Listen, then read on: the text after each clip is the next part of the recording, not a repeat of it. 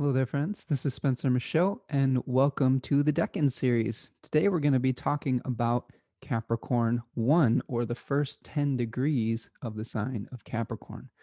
All right, so what are we looking at with Capricorn here? First of all, we have a cardinal earth sign, which we call tropical signs in the tradition, tropos meaning to turn. So this is one of the turning points of the year where we're seeing either the return of the light or the return of increase of darkness. And in this case, we have the point where the sun is the lowest in the sky and is going to be returning, where the day is going to be returning to prominence or to power, where the daylight is increasing.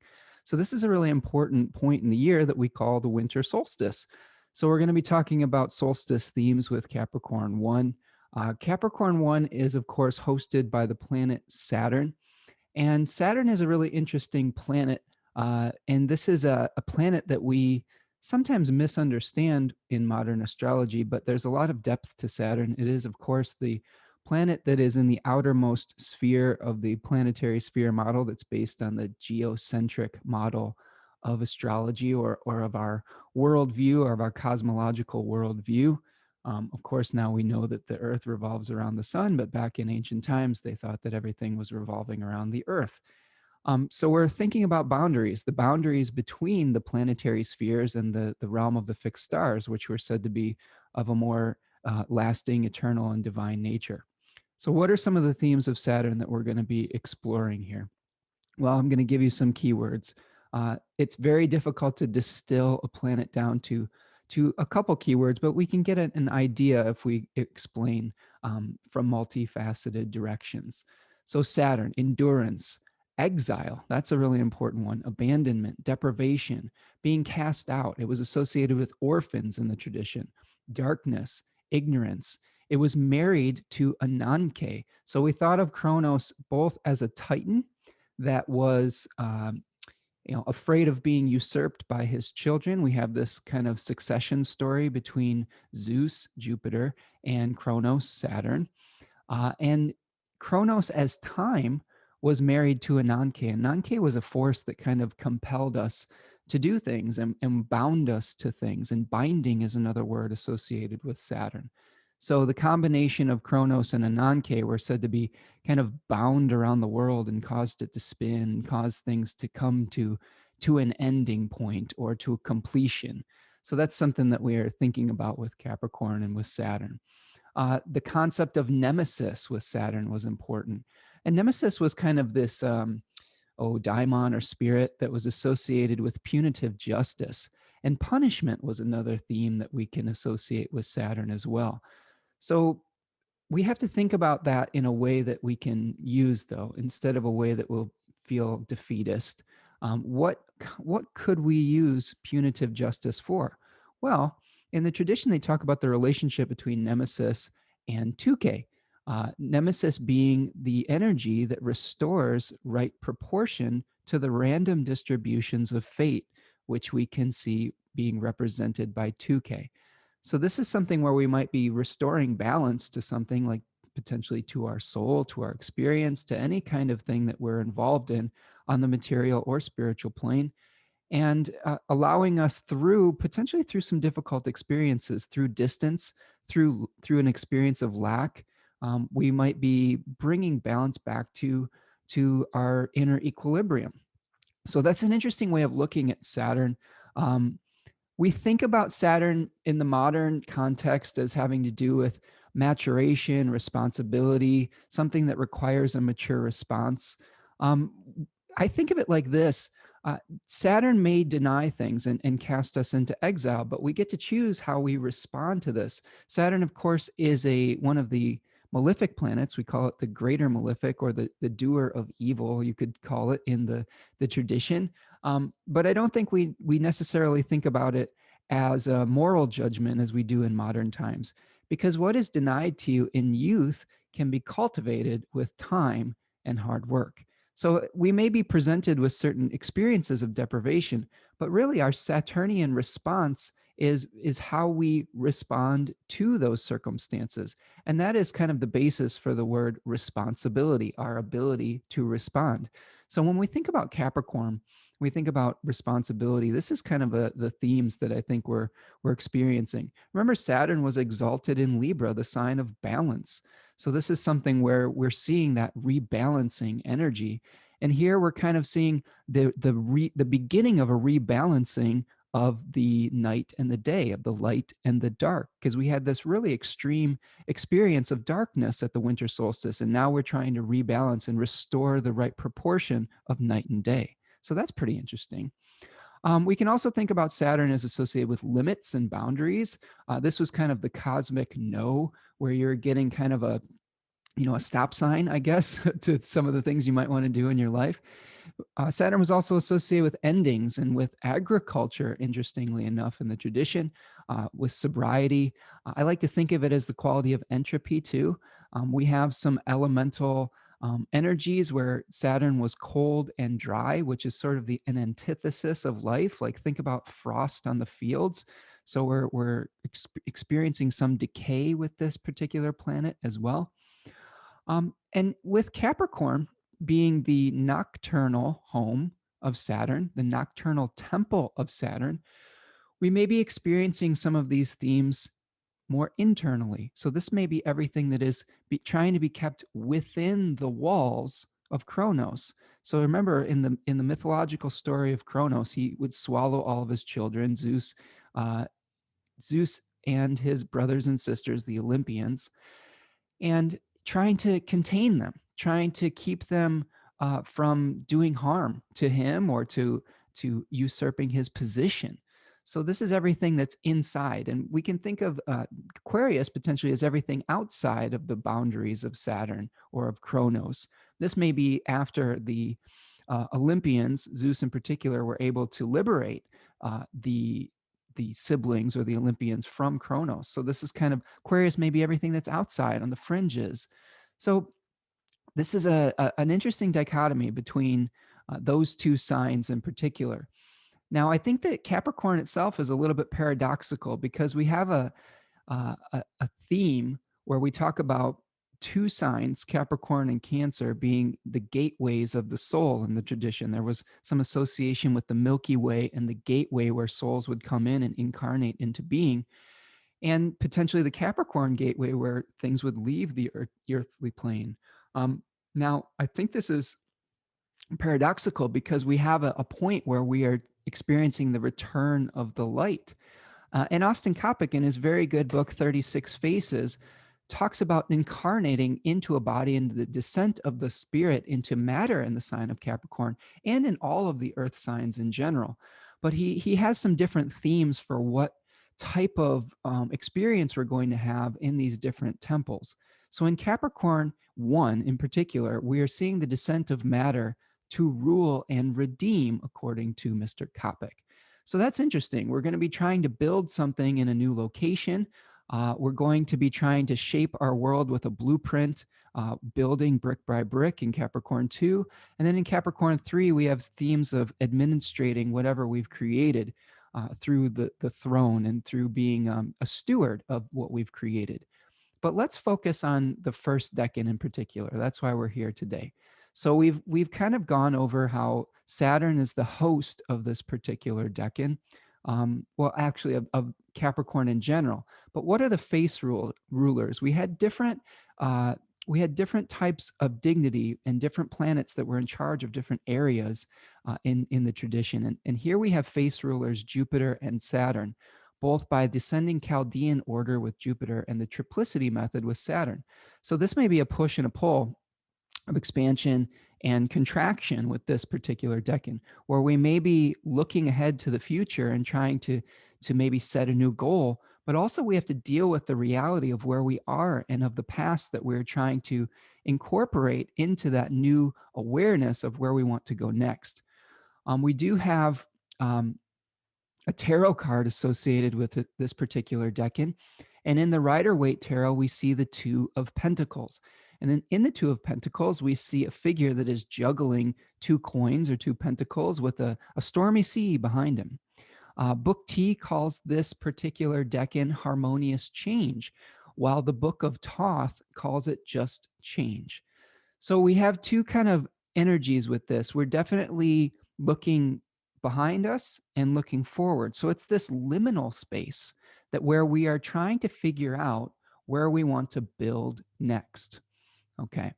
So there was another part in Austin Coppock's book where he talks about, he calls this a headless body, where we're seeing that descent into matter and that heaviness of Saturn with this particular decan. There's also a daimon or spirit associated with this area of the zodiac. And then this is from a fragmentary text from Hellenistic times called the 36 Heirs of the Zodiac. And this is kind of a spirit that is kind of presiding over this particular area. And in this case, it was the spirit Asclepius, or the daimon Asclepius. Now, Asclepius was a healer. So this Asclepius was the healer on the, he was the ship surgeon on the ship, the Argo. And his healing powers were well renowned from miles around. And he was one of the, he was in the constellation Asclepius, or Ophiuchus, similar, another name for this particular deity, I guess you could call it. He's holding a snake, and he's able to tame the energies of death, of poison. And he was so good at his job that he could bring people back from the dead. Now, this was something that was very much frowned upon by the gods because they were afraid that their power was going to be usurped, much like Kronos' fear of being usurped by his children. So it's interesting to see the overlap in themes with the daimon and with the ruler or the steward of this particular sign in general. So what the gods did is they, Zeus or somebody smote him with a thunderbolt and killed him, but did reward him for his healing prowess by making him a constellation. And we see that with the constellation Ophiuchus. So some interesting themes of being able to heal potentially from a long journey. Now, you remember in the decan before this, in Sagittarius 3, we were trying to complete a long journey. And maybe since we've completed that journey, we have to do some healing and doing some resting and doing some reflecting. The winter solstice is really a time of reflection. And we're going to be kind of really trying to process and come to terms with the reality of our situation. Now, that's really a Saturnian theme, coming to terms with reality, coming to terms with what is. Since we are seeing an earth sign, a cardinal earth sign, we're thinking about what we want to start next. So there are a couple fixed stars that are actually, there's one fixed star in particular that's associated with this area of the zodiac. We call this area Facies, which is a fixed star that is in the constellation Sagittarius. So I'm gonna show you my screen here. I'm gonna share my screen. This is a program called Starry Night Pro. And we are looking at the area of the zodiac associated with Capricorn I. All right, so we've got here I'm showing you the winter solstice of 2020. And you can see that we've got a time frame where we've got this is the ecliptic, and it is at the lowest point. The sun is at its lowest point. If I go back a little bit, you can see that if we go forward in time, the sun is still rising in the sky. And as we continue to rise, it's going to be getting to a point where the light is beginning to return, and the daytimes are going to start to increase. And you can see that it increases until we get to the equinox, where that ecliptic is going to be crossing over the celestial equator. Now that happens roughly around the spring equinox. So see, that's one of our points of change, one of our turnings. That's another tropical sign. But going back to the winter solstice, we can see that in this particular area of the zodiac, due to a concept called precession, that the tropical sign of Capricorn is now overlapped with some of the stars of Sagittarius. Okay, we have the constellation Capricorn over here, but we have the constellation Sagittarius here. So many of the stars of the first decan, the first 10 degrees or so, were really associated with the bow that Sagittarius is holding, or I guess that the centaur is holding. And one in particular is called Facies, and this is in the eye of the centaur. So there may be some associations with really focusing on a target and trying to think about where we want to go next. This is kind of a potentially a ruthless fixed star where we might get some blinders on where we're not able to see anything else. One of the one of the other symbols of Capricorn in general is that mountain goat that's trying to climb up the mountain and isn't going to be deterred from their journey. So we have to think about what we're trying to shoot for in this particular decan, what kind of new goals we want to set. Um, Myself in particular, I set my quote unquote New Year's resolutions around this period of time, and I meditate on where I've been in the year past and where I want to go next. So that's something that is really important at this through this decan of Capricorn One. There are a couple other dignities that I wanted to talk about. I'm going to stop my share for a second here. So we have the domicile of Saturn, but we also have the exaltation of Mars in Capricorn. Not in the exact degree of its exaltation doesn't come until the third decan of Capricorn, but we can think about Mars as related to Capricorn in general, because we have this kind of severing and separating quality as well, where we're severing and separating from the past and becoming bound to some kind of new goal. We also see the exile or the detriment of the moon in this particular area of the zodiac and the fall and depression of Jupiter. So this is a place where the two planets associated with bringing life, the moon and Jupiter, are not really feeling it. They are. This is a place of death and of contraction. So it's really interesting to see that we have some dignities associated in this particular area of the zodiac, where are kind of the antithesis of life, Saturn and Mars, and then the kind of the fall and detriment and exile of the moon and Jupiter. In this first decan in particular, we have a couple interesting bound lords. We have the bounds of Mercury from 0 to 7 degrees, and then the bounds of Jupiter from 7 to 14 degrees. So we have a bound lord where where things are up in the air. With the first 7 degrees of Capricorn, Mercury is the one that is setting the curriculum, and Mercury is a destabilizer. And you can see in that card, that Two of Pentacles card, okay, this Two of Pentacles, that we're trying to juggle things. We may not know where to go next, and that's okay. I think that one of the challenges that we have in the first decan of Capricorn is we feel like we have to have it all figured out. We feel responsible for our next steps, and we feel like we have to know where we're going and set this huge list of resolutions and goals that we have to have. And I think that we can go through that journey over the decans of Capricorn in general. But in this first decan, I think we have to allow for some ambiguity. I think that is really one of the keys. One other story that I wanted to tell you about Capricorn in general was the story of Preakis. And Preakis was the sea goat. And he was an immortal that was, I believe he was a son of Kronos. And he was somebody who had control of time. Interesting correlations with Kronos and time again. And he had the ability to turn back time. And he had a bunch of sea goat children, and they kept leaving. They kept leaving the sea and wanting to go onto shore. So we've got this, again, this association with this liminal space between the sea and the shore. But once they reached the shore, they lost their ability to think and to speak, as they would turn into regular goats. And this made Preakis very upset. It made him very sad. So he was, trying to beg them to stay. And when he couldn't when he couldn't actually convince them to stay, he tried to turn back time so that they wouldn't leave. So there's these themes of abandonment and exile again with this story of Preakis.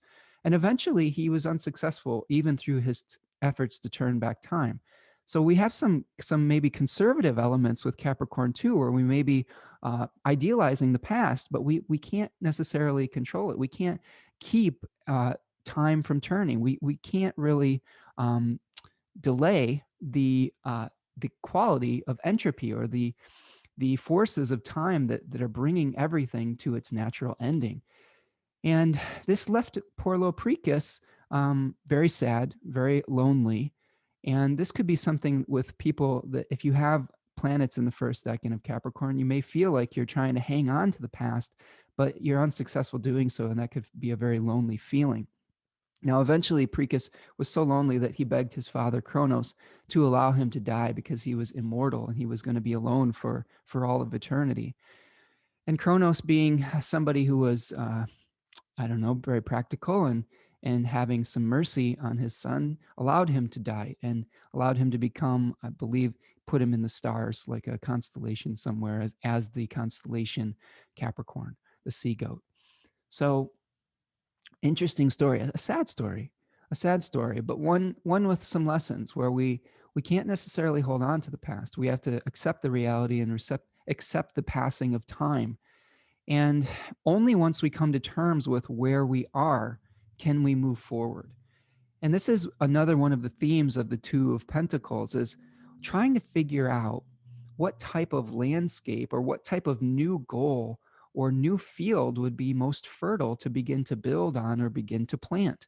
So in this particular decan, we're trying to figure out where we are, where we want to go, and what the advantages and disadvantages of our new goal are going to be. And we can use our experience, the past, to help us understand what this landscape might be like in the future. We're kind of figuring out the laws of the land. Okay, every single place has different rules and topography that we have to navigate. So if we're, trying to build within a mountainous terrain, that's going to be a lot different than if we're going to build on the beach and have to deal with the tide and with the storms of the sea or something of that nature. We're going to have to build differently if we're in a warm climate or a cold climate. So those are things to think about. And again, I'm going to stress that there will be some ambiguity. So this is an exploratory phase of a new beginning. Now, with all of these decans, I like to do an I-Ching reading. So the I-Ching was an ancient Chinese oracle where you would cast either 6 coins or 6 sticks to get a hexagram with either solid lines or broken lines. And then there were some changing lines where if you had one particular hexagram, there would be changing energy and it would change into another hexagram. So it would show the kind of where you were at, how the energy was shifting, and where you were going. But one interesting thing I found out for Capricorn I. So I asked the I-Ching, what is the true essence of the first decan of Capricorn? And what I received was the hexagram 25, unbroken, without any changing lines. So this is one that's called innocence in the tradition. So we have something called innocence. So what does innocence mean? What are we really thinking about when we are talking about hexagram number 25? Let me pull up some notes for you here and I will tell you. So, innocence. It's also called without entanglement. All right. So, some questions that come up with this particular hexagram. What is your genuine responsibility? Okay, that's something that harkens back to the story of Preakis. Is he really responsible for his children? He may not be able to stop them from going out into the world.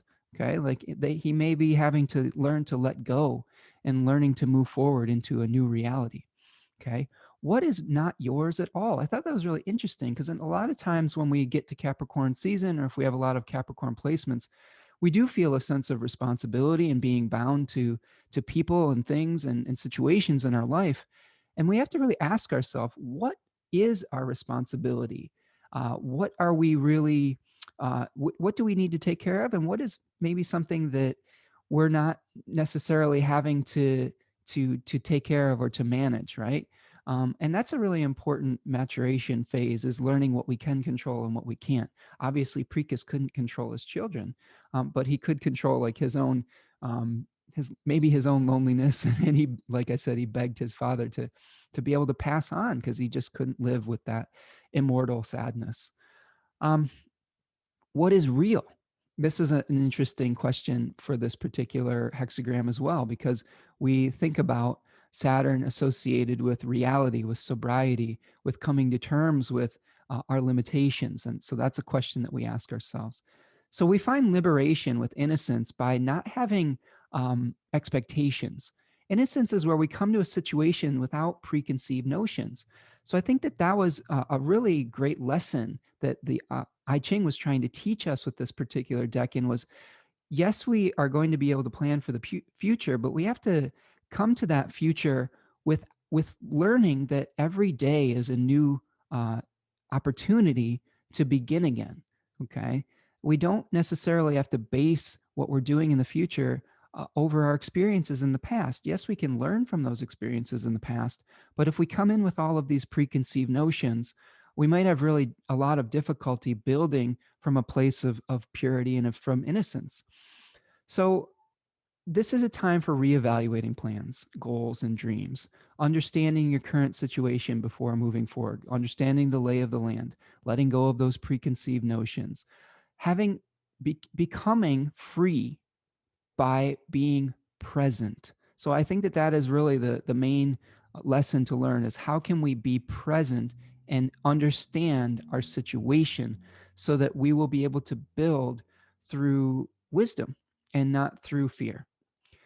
Okay, so that's what I think I've got for you today. Um, yeah, that is Capricorn 1.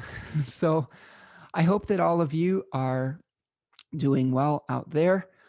This is a new series that I've started doing the Decans here, and I'm going to be connecting some of the transits to the end of the video. So if you are experiencing this in real time and you want to understand more about what's going on in the sky, there should be some links at the end of the video.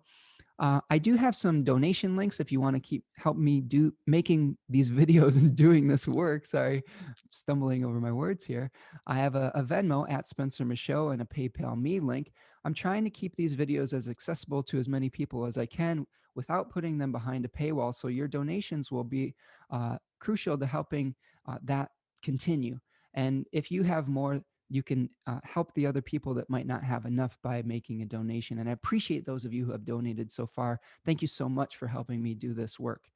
And yeah, if you want to share this video with your friends and hit a like and whatnot, and subscribe to the channel, that would be great as well.